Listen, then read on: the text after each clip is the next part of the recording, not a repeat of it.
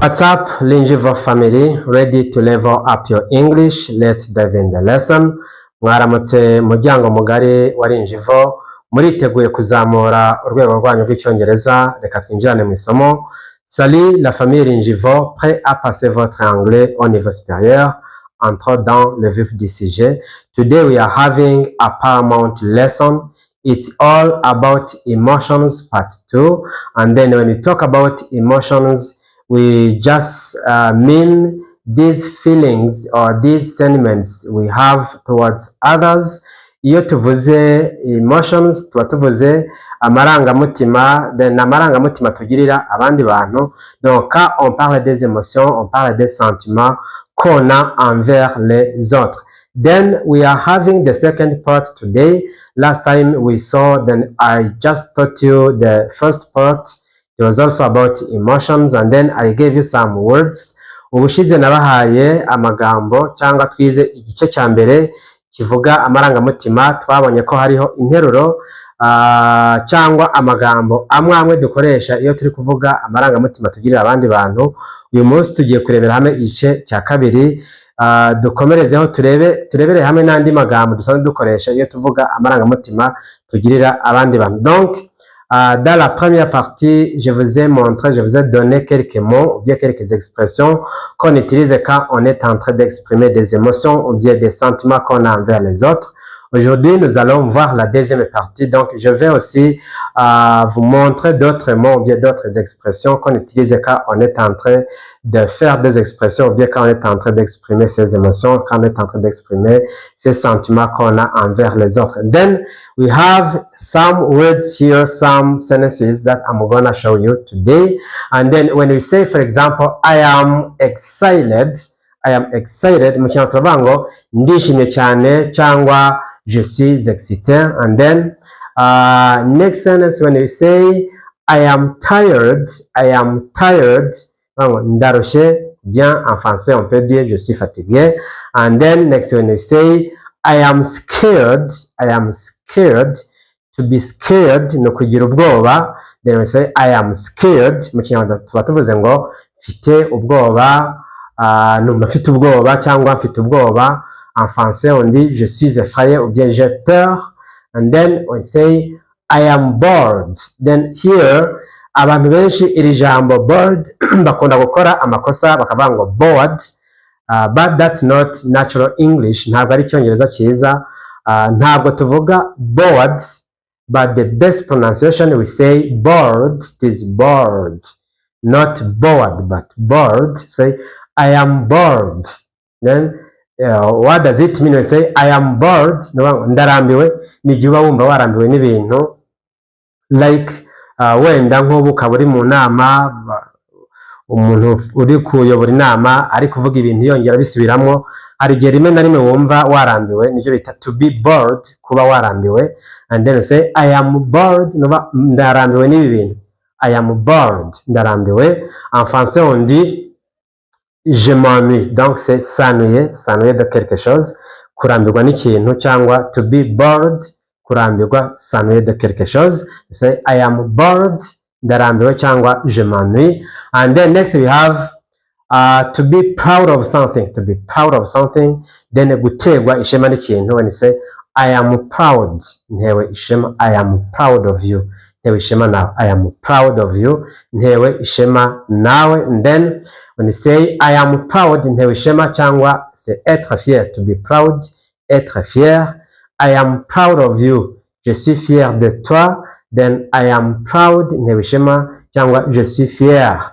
And then next we have, we say to be confused, changanyikirwa cyangwa kwitiranya ibintu. When you say I am confused, ndikumva nacanganyikiwe, ndikumva ntazi ikintu cyo gukora, cyangwa ndi kwitiranya ibintu sinzi ibyo ari byo. That's to be confused. I am confused. Then say I am confused, c'est être confus ou être confuse.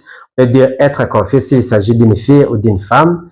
Bien s'il s'agit du genre féminin, on dit donc c'est être confuse. On say I am confused, ndi kwitiranya ibintu cyangwa ndikumva nacanganyikiwe n'ibintu. Je suis confus, je suis confuse s'il s'agit d'une fille ou d'une femme. Je suis confuse. And then next we have to be surprised, gutungurwa n'ikintu. When you say I am surprised, ndatungu, I am surprised to see you now. Ndatunguwe no kukubona nona. I am surprised to hear this word. Ntunguwe no kumva iri jambo. So that is it. I am surprised, to be surprised, gutungurwa. Then en français on dit c'est être surpris ou bien être surprise. Je suis surpris, s'il s'agit d'une fille ou d'une femme, on peut dire je suis surprise s'il s'agit d'un homme ou de genre masculin. Je suis surpris ou bien je suis surprise. That's to be surprised. Kuba gutungurwa n'ikintu. Je suis surpris, I am surprised, je suis surpris cyangwa ndatunguwe. Then next we have to be worried, then muri American pronunciation, then in British English you can say that's to be worried is O sound, but the Americans then they say it is to be worried. This for them it is A sound. Iyo tuvuze iyi O nkuko tuvuga hari amagambo amwe nzagenda mbereka nitugera kwiga pronunciation uburyo amagambo bayavuga cyangwa the differentiation between the some sounds either Americans or British English. Then we will say that aho tuzabona ama sounds amwe aho bitandukanira, like this O, Americans say A, like when say love, aho abongereza bavuga like to love, abanyamerika bavuga to love. So you will see that differentiation. Then when British people say this word, they say I am worried, and Americans they say I am worried. So I just understand. I guess that you understand. You understand it better than to be worried and to be worried for Americans. Then when they say I am worried, ndahangayitse, then Americans say I am worried, that's the same, ndahangayitse. Then j'étais en train de dire que il y a une différence entre la prononciation britannique et la prononciation américaine. Then par exemple, quand on est en train de montrer ces sons-là, là où les Britanniques là où les Britanniques parlent O, les Américains disent A. Donc, j'étais en train de donner l'exemple de ce mot worried. Donc, les Américains prononcent ce mot-là worried, tandis que les Britanniques disent worried. Je crois que vous entendez donc cette différence entre les différences entre les sons où donc les uns disent bien les uns prononcent O et les autres prononcent A. Donc les Britanniques prononcent O quand on dit par exemple I am worried, ils prononcent O, mais les Américains prononcent A ou ils prononcent ce mot-là I am worried. Donc je crois que vous entendez bien la différence entre ces deux sons. Donc O pour les Britanniques et A pour les Américains. C'est ça. Donc voilà ce que j'étais en train d'exprimer. Donc ce que j'étais en train d'expliquer. Donc next when I say to be worried, être inquiet ou bien être inquiète. I am worried, je suis inquiet, ou bien quand ça se dit quand ça se dit par une femme ou bien par une fille, on dit donc je suis inquiète, c'est être inquiet ou être inquiète, to be worried or to be worried. And then next we have I am sick, to be sick, kurwara, when you say I am sick, ni ndarwaye cyangwa je suis malade. I am sick, to be sick, et être malade. Ndarwaye, I am sick, ndarwaye cyangwa je suis malade. En français on dit je suis malade. And then next we have I am shy, that to be shy, kugira isoni. Kwa kundi umuntu ubona afite isoni nko kuvugira mu ruhame cyangwa kuvuga n'abantu ukabona afite isoni, bikunda kuba ku bantu b'abadamu cyangwa ku bantu b'abakobwa, ariko n'abagabo si benshi, ariko nabo bikunda kubabaho. Then we say I am shy, mfite isoni, cyangwa je suis timide, c'est être timide, to be shy, kugira isoni cyangwa être timide. Then when you say I am shy, this means mfite isoni mu Kinyarwanda, mais en français on dit je suis timide. Then those are 10 sentences that I prepared for you. Ayo niyo nizo nteruro 10 nabateguriye muri iki gice cya kabiri kivuga amarangamutima. Donc voilà les 10 phrases que je vous ai préparées. Donc c'est juste en rapport avec les émotions de la deuxième partie. Then now we are gonna practice the spoken. Then we are gonna make the spoken practice. And then in this practice, as usual, I just want you to repeat after me. Muri practice tugiye gukora, tugiye kureba aya magambo yo kuvuga, and then you will repeat after me. Muri bujye musubiramo kugira ngo aya magambo mushobore kuyavuga neza. And then the first one is excited, tired, scared, bored, proud, confused, surprised, worried or worried, then sick and shy. So those are the words that you found in this lesson. So there are 10 as we saw them. Then these words contain, or just these words are in this lesson that we learned today.